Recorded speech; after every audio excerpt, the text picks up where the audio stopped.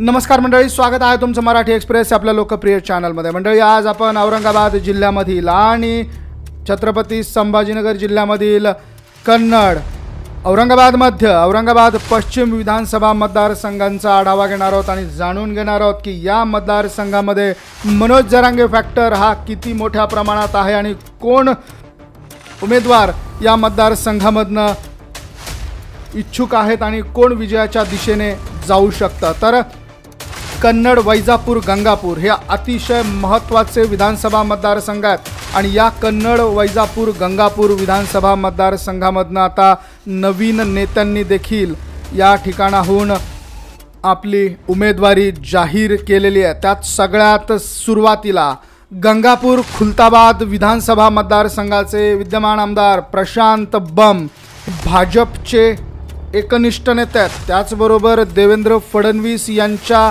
सोबत त्यांचा खूप चांगला मैत्रीपूर्ण संबंध आहेत आणि या गंगापूर खुलताबाद विधानसभा मतदारसंघामध्ये प्रशांत बंब यांचं चांगलं नेटवर्क आहे आणि नुकताच त्यांनी लिफ्ट इरिगेशन प्रोजेक्टमधनं गंगापूर खुलताबाद तालुक्यातील पाण्याचा प्रश्न हा काही अंशी मार्गी लावलाय असं सांगितलं जात आहे। त्यामुळे गंगापूर खुलताबाद या विधानसभा मतदारसंघामधनं पुनश्च एकदा भाजपकडनं प्रशांत बंब यांनाच मैदानात उतरवलं जाण्याची शक्यता व्यक्त केली जाते। परंतु या ठिकाणाहून सतीश चव्हाण हे देखील मोठ्या प्रमाणात तयारी करताना सध्या दिसतात। सतीश चव्हाण हे या मतदारसंघामधनं ही निवडणूक लढण्यासाठी उत्सुक असल्याचं समजत आहे। तर गंगापूर खुलताबाद या विधानसभा मतदारसंघामध्ये प्रशांत बंब यांच्या विरोधात सतीश चव्हाण हे आता आपली तयारी मोठ्या प्रमाणात करत असताना दिसत आहेत। तर मंडळी, पुढील मतदारसंघ आहे औरंगाबाद लोकसभा मतदारसंघातील वैजापूर विधानसभा मतदारसंघ। वैजापूर विधानसभा मतदारसंघामधनं सध्या वैजापूर विधानसभा मतदारसंघामधनं रमेश बोरनारे हे विजयी झालेले होते। कैलास पाटील, अभय कैलासराव पाटील यांनी त्यांना टफ दिलेली होती आणि अकील गफूर शेख हे अपक्ष पद्धतीनं या ठिकाणी लढले होते।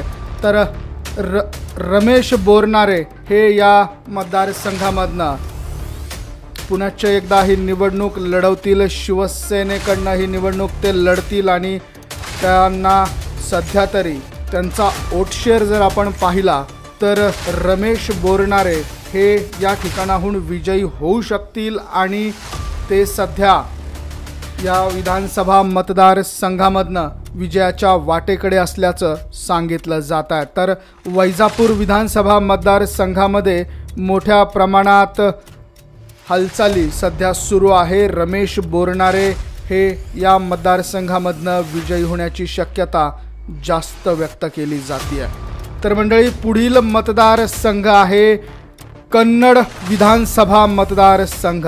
कन्नड विधानसभा मतदारसंघामधनं उदयसिंग राजपूत हे लढले होते। हर्षवर्धन जाधव यांनी त्यांना फाईट दिली होती, अपक्ष पद्धतीनं ते लढले होते। 60,535 मतं त्यांनी यावेळेस मिळवली होती। 18,690 मतांच्या फरकाने उदयसिंह राजपूत यांचा विजय कन्नड विधानसभा मतदारसंघामधनं झालेला होता।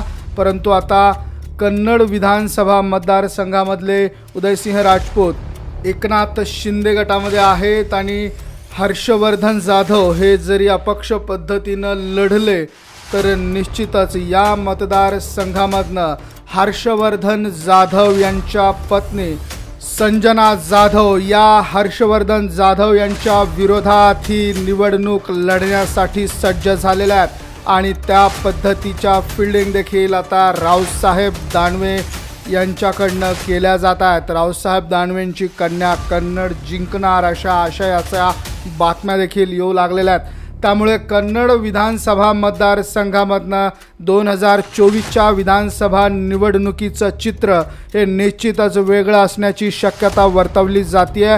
रावसाहेब दानवे यांच्या कन्या संजना जाधव या हर्षवर्धन जाधव आणि उदयसिंह राजपूत यांच्या विरोधात ही निवडणूक लढतील आणि हर्षवर्धन जाधव यांचा अगदी काही हजार मतांच्या फरकाने पराभव झाला होता ते आता पुनश्च एकदा दुसऱ्या क्रमांकावर राहतील, विजयी होतील की तिसऱ्या क्रमांकावर जातील। त्याचबरोबर रावसाहेब दानवे यांची ताकद ही कशा पद्धतीनं काम करते आणि संजना जाधव यांच्या विजयामध्ये कशा पद्धतीचा हातभार लावला जातोय हे देखील पाहणं अत्यंत महत्त्वाचं आहे। त्यामुळे उदयसिंह राजपूत, हर्षवर्धन जाधव आणि संजना जाधव यांच्यामध्ये ही लढाई निश्चितपणाने होणार असं सांगितलं जात आहे मंडळी। तर या 3 विधानसभा मतदारसंघांचा हा आढावा आहे। याबद्दल तुम्हाला काय वाटतं कमेंट करून अवश्य कळवा। हा व्हिडिओ तुम्हाला आवडला असेल तर शेअर जरूर करा। बघत रहा मराठी एक्सप्रेस। धन्यवाद।